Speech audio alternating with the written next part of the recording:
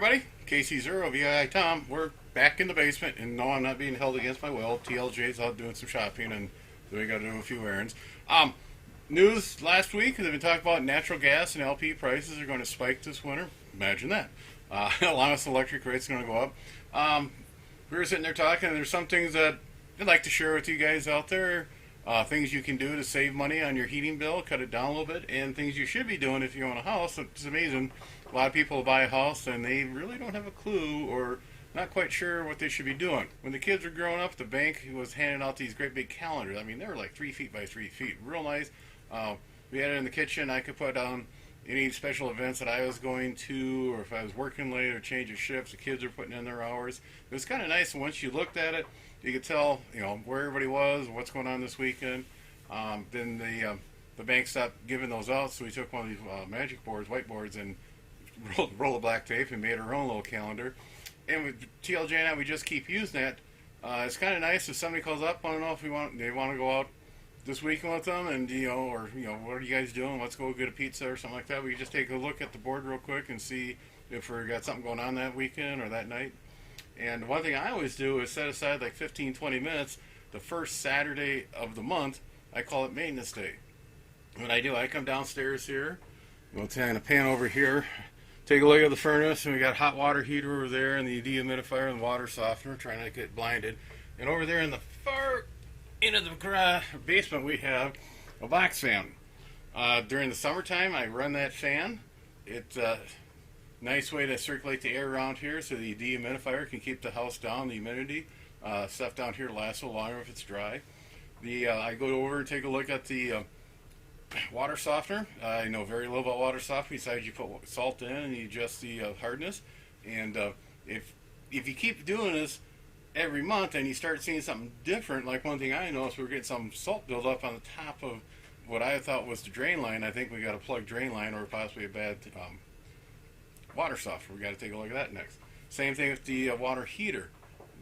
Just kind of eyeball it. One thing I noticed on the drain valve, I got some calcium buildup, so I must have a small leak there. I'll have to drain the water out, shut the gas off to that, drain the water out, and replace that drain valve on the bottom, or cap it. I'm not sure yet what I'm going to do. But on the furnace, that's what we're going to here talk about. What we got here is a forced air furnace. Air from the house comes down this ductwork, comes down here at the bottom through the air filter, comes over to the bottom of the furnace. It gets blown up through the heat exchanger. Then it goes out through this ductwork up here. This is our exhaust pipe for combustion gases from the burner. This is the air intake.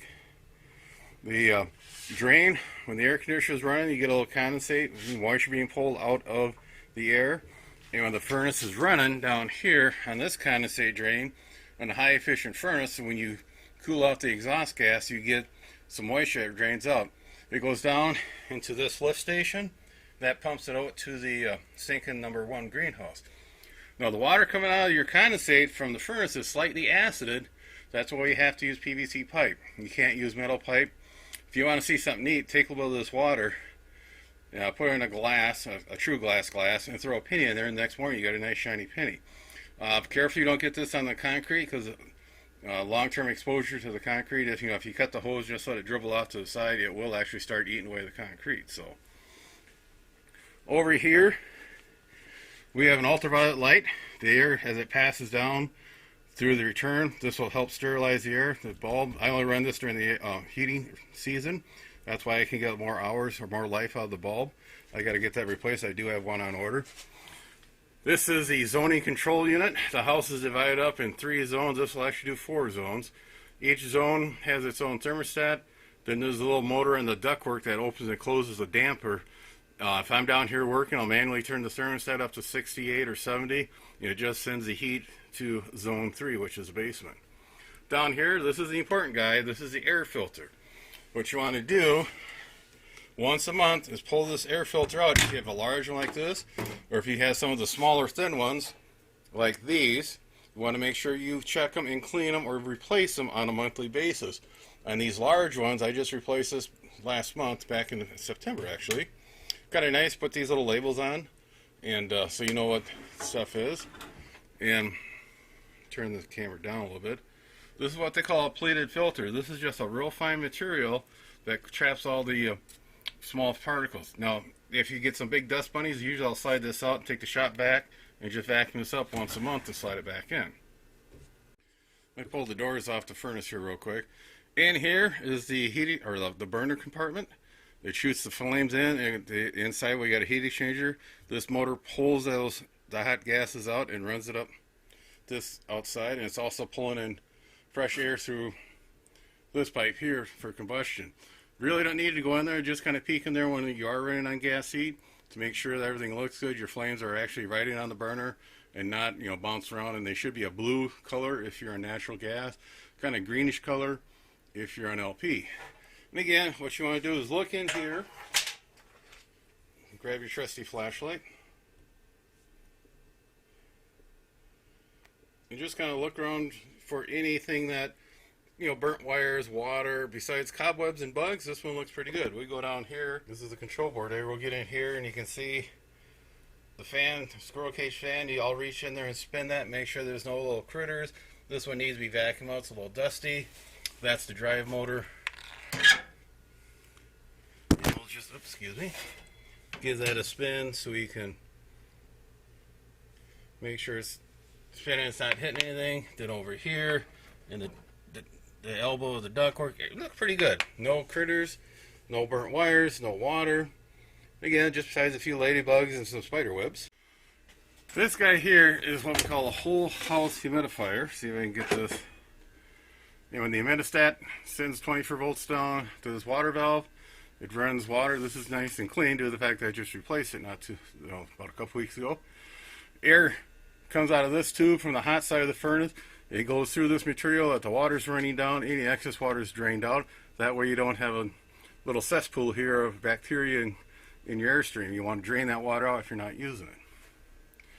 It's real important that you have a humidifier, especially up here in the northern part of the country.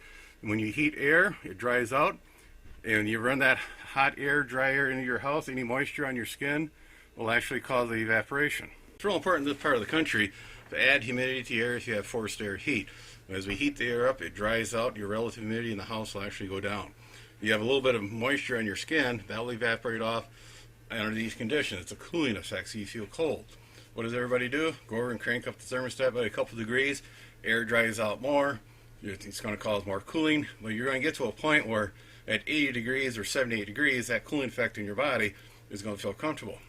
What you can do to save money, make sure your humidifier is running.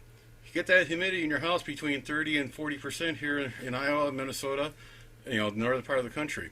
If you start seeing moisture condensate on your windows in the morning, that's too much. Back off your humidifier, control your humidistat. You just want enough humidity so it does not condensate on those windows. Then what's going to happen, your body's not going to be able to evaporate that moisture off of it, and your body's going to stay warmer. You do the same thing in the summertime. Run your air conditioner to pull that humidity out. You can pull that humidity 80% down to say 40%, and at 85, 80 degrees, it's going to feel cooler than you were if you'd ran that humidifier, or ran the AC, all the way down to 70. Something to think about. Again, air filter is real important. If a dirty air filter be the similar view of putting your hand over your and try to run up and down the stairs real fast, you can't breathe, you can't run.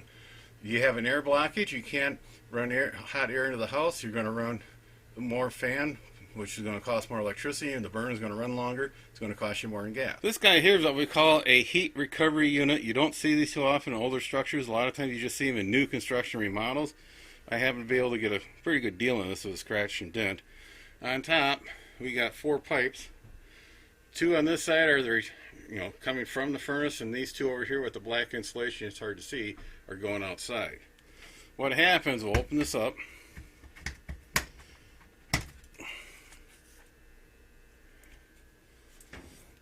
This line here comes from the return air from the kitchen. I remove that from the system, and this is from the kitchen only.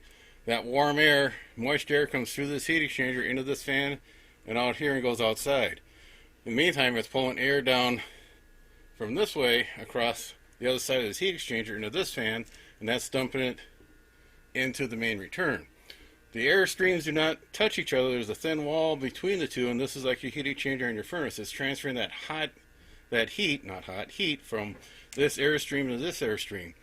You can come down here on a cold night, and this cold air here, it's, outside air, say 20 degrees, and here it's up to about 60. You're saving some of that energy by recouping it. So if you don't have one of these, you might take a look at it. We hooked it up to the kitchen because we don't have an exhaust vent in the kitchen. This pulls out a lot of the cooking odors and dumps them outside. And I have to make sure I check this more often due to the fact there could be grease and other contaminants in that airflow coming down. It could clog. You got coarse filters on top. Oops. But cobweb. And then here's real fine material. Another thing you can do is in your spring and fall when you have to go around and reset all the clocks, make sure you put fresh batteries in your smoke detectors and your CO detectors. Every floor of your structure should have a smoke detector and a CO detector. We have one down here on the main floor and the upstairs where the bedrooms are. And again, check the expiration dates. They're really good for 4 or 5 years at the most, and they have a life expectancy out of them. So make sure you keep them up to date with new ones.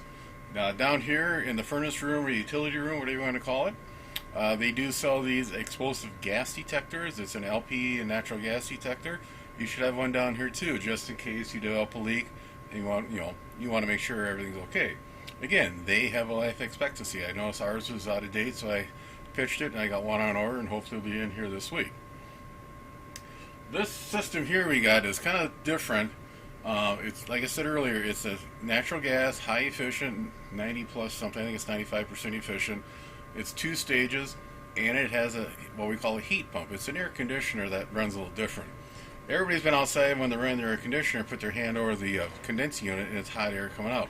Well, the heat pump will run in a normal air conditioning mode, and it also can reverse the flow of refrigerant. So you can, right now, it's chilly outside, you can actually pull some heat out of that cold air and bring it in the house. Ours is good to about 25 degrees. Then that's when I have the switch point. It goes to the first stage of natural gas, and that is the equivalent of 50,000 BTUs. And then it goes to the third stage, which is the full 80,000. Each stage will run roughly 20-25 minutes before it clicks off to the next stage.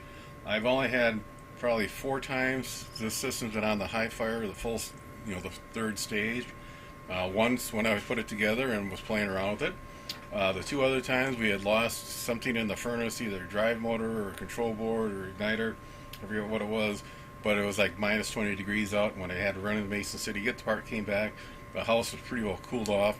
Down here in the basement was 40 degrees, and it ran for like 2 hours on high fire. So, and it's a little more expensive up front, but right now with electricity cheaper than natural gas, we can run more in electricity. You're not going to get free heat. You're going to still have to pay for heat. I want to make sure that's clear, but you'll be paying a little less for electricity than you are for natural gas. So like I said, right now, so the first 20 minutes or till the set point is made on the furnace, and we run electricity, then it switches over to natural gas, and by then, normally by the time it switches to gas or that first stage of gas, if it's below 25, you take care of it, hit that set point. So just by doing something, come down once a month to look at all your stuff. Over time, you're going to get a little familiar with it. Again, nobody's an expert on anything the first time you look at it. It takes a little time to get used to what you're seeing and be able to stand, as the amount of salt in your water softener. When the kids are home, visiting home from college, you go through a lot more salt, and it's just you and the wife. You don't use that much. Again, keep an eye on the furnace. It's really easy to get comfortable with it, and you start seeing something that doesn't look right. You should have your system inspected and tested out every other year, every 3 years at the most, depending on the age of the furnace, by a professional. It takes about an hour. They come in, make sure everything's clean, all the bearings are nice and greased. They test fire it, they run an efficiency check. They make sure that the gas pressure going into it, the amount of airflow going through it is correct. It's cheap insurance. The another thing I like about it is every once in a while TLJ will say, let's go antiquing, or let's go shopping on a Saturday morning. I'll come down here, and I really don't want to go. And I'll come over and go, oh my goodness, look at that. Oh, honey, you better go shopping without me, because it's going to take long. I'm going to have to run and get parts. Oh boy, this doesn't look good. 7-3, everybody. Have a happy and safe winter. Be sure to tell your friends, neighbors, other hams. Subscribe, hit that bell to get notification when new videos come out.